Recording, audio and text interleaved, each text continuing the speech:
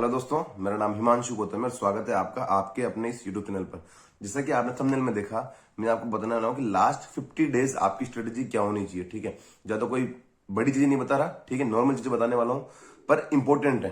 ठीक है, जरूर फायदा मिलेगा फॉलो करने से। सबसे पहली बात तो ये कि 50 डेज कैसे, कि 50 डेज का पता कैसे चला, हमको सपना कैसे है कि 50 दिन बाद पेपर है आपका। देखो, मेरा मानना है जब भी प्री होता है और मेंस होता है सीजीएल का, पिछले 5-6 साल जब से टीसीएस आया है, ठीक है, 3 महीने का गैप हमेशा मिला है। प्री और मेंस के बीच में हमेशा 3 महीने का गैप रहा है। ठीक है, प्री कब खत्म हुआ था आपका? 13 दिसंबर, ठीक, 13 जनवरी, 13 फरवरी, 13 मार्च, 3 महीने खत्म होते हैं 13 मार्च को। अब 13 मार्च के बाद तो ये सीएचएसएल का पेपर नहीं करवा सकते। क्यों? क्योंकि सीएचएसएल की डेट भी क्या लिखी हुई है? मार्च की लिखी हुई है ना। इसका मतलब सीएचएसएल आपका पहले ही स्टार्ट हो जाना चाहिए। अगर 3 महीने वाली बात फॉलो करते हैं एसएससी वाले, तो सीएचएसएल का पेपर आपका मार्च फर्स्ट वीक में स्टार्ट हो जाएगा।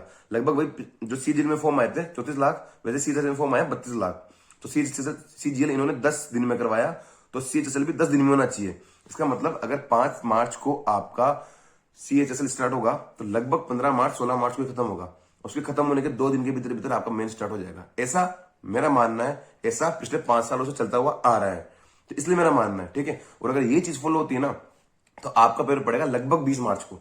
20 मार्च +- 2 कर लो आप, 18 मार्च से 22 मार्च, 17 मार्च से 23 मार्च, 16 से 24 मार्च, ये पढ़ना चाहिए मतलब। ठीक है, तो लगभग 50 दिन आपके पास बचते हैं। ठीक है, क्योंकि बीच में कोई त्योहार भी आ जाएगा, वो भी निकालने पड़ेंगे आपको। ठीक है, त्योहार तो आप जरूरी है। ठीक है, तो होना क्या है ना, बेसिक बेसिक बातें समझना। सबसे पहले आपको ये ध्यान रखना है कि अगले 50 दिन में मिनिमम, अब देखो मेंस के मॉक तो आपके पास कोई है नहीं है, मुझे पता है किसी का मेंस कोई हुआ ही नहीं ना, पहली बारी वाला मेंस हो रहा है, तो प्रीवियस ईयर कुछ भी नहीं आपके पास। तो आपको टारगेट करना है सीजीएल और सीपीओ के पिछले 4 सालों के पेपर आप खत्म कर लो। 50 दिन में हो जाएंगे, आराम से खत्म हो जाएंगे। डेली के 2 दिन चलते रहेंगे ना, क्योंकि समझे आपने लगभग 90% तो अटेम्प्ट कर ही रखे हो।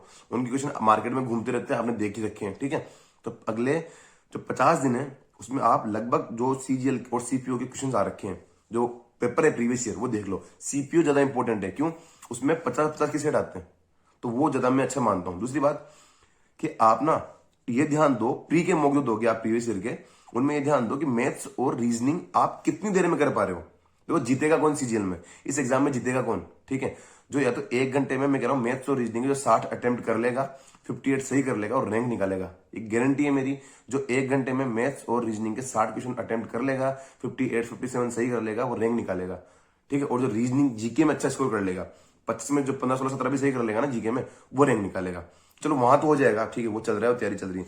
मैं बता रहा हूँ आपको ओवरऑल कैसे करना है।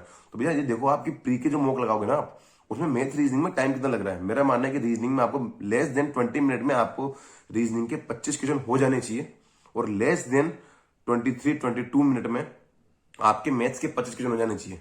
तब जाके आप मेंस के वहां 1 घंटे में 30-30 क्वेश्चन मैथ्स के, 30 रीजनिंग के अटेम्प्ट कर पाओगे आप। ठीक है, तो ये ध्यान रखो कि प्री के लगा हुआ आप मॉक, मॉक नहीं है, हमारी बदकिस्मती की पहली बार हम ये वाला मेंस दे रहे हैं।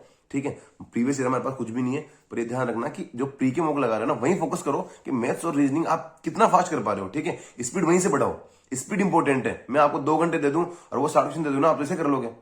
ठीक, तो आपको ये ध्यान में रखना है कि आपको मैथ्स और रीजनिंग का टाइम जो है ना, वो नोट करना है, क्योंकि जीके और इंग्लिश में टाइम खूब मिलेगा। ठीक, आगे पढ़ना कैसे? रीजनिंग के आप प्रीवियस ईयर, ठीक है, तो आप पूरी नहीं लगा पाओगे। मैंने तो बोल दिया सीजीएल सीपीओ लगा लो, मैं तो बोल के निकल जाऊंगा, पर आपको तो पता नहीं कि बहुत सारा कंटेंट है। तो अगर आप 22 के मॉक अटेम्प्ट करना स्टार्ट कर रहे हो, तो 18 की पीडीएफ सोल्व करना स्टार्ट कर दो। 22 के मॉक तो आप ऑनलाइन लैपटॉप में लगाओ, टेक्स्ट बुक में लगाओ, या ओली बोर्ड में कहीं से भी लगाओ। ठीक है, और 18 के जो मॉक वो आप पीडीएफ जो वगैरह मिल जाती है ना, पीडीएफ, उनसे ऐसे सॉल्व करना स्टार्ट कर दो। तो आपका टारगेट ये होना चाहिए कि कम से कम 60 से 70 रीजनिंग के डेली क्वेश्चन लगाओ। 1.5 घंटे का टाइम लगता है बस।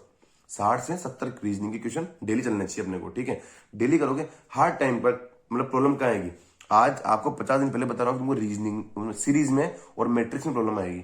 आती है, मुझको भी आई थी। ठीक है ना, तो सीरीज में और मैट्रिक्स में प्रॉब्लम आपको कंफर्म आने वाली है। तो अभी से पैटर्न देखते रहो, क्योंकि सीरीज सीजीएल में आ चुकी, सीपीओ में आ चुकी, सीएचएसएल में आ चुकी, जीडी में भी आती है। ठीक है, तो सब में आ चुकी। देने वाला बंदा टीसीएस ही है, जो वहां दे चुका, वापस उन्हीं पैटर्न पे, वही लॉजिक पे फिर से सीरीज आने वाली है। तो क्यों ना हम पहले की सारी सीरीज खत्म कर ले, क्योंकि कंफर्म है तुमको पास में प्रॉब्लम नहीं आएगी। ठीक है, तुमको पेपर कटिंग में प्रॉब्लम नहीं आएगी, तुमको वाटर इमेज में प्रॉब्लम नहीं आएगी, या ब्लड रिलेशन में प्रॉब्लम नहीं आएगी, वेन डायग्राम में नहीं आएगी, प्रॉब्लम कंफर्म है सीरीज में और मैट्रिक्स में आएगी। तो क्यों ना टीचर्स की सारी जो 100, 150, 200 सीरीज आई हुई है, जो मैट्रिक्स आई हुई, हम कर लें बैठ के।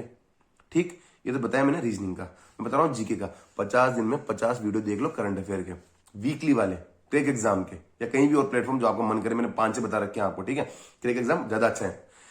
50 दिन में 50 वीडियो देख लो आप वीकली वाले, ठीक है ना। उनको आप डेली का एक वीकली देखोगे तो 4 दिन में आप 1 महीने की करंट अफेयर खत्म कर सकते हो आराम से, विद रिवीजन।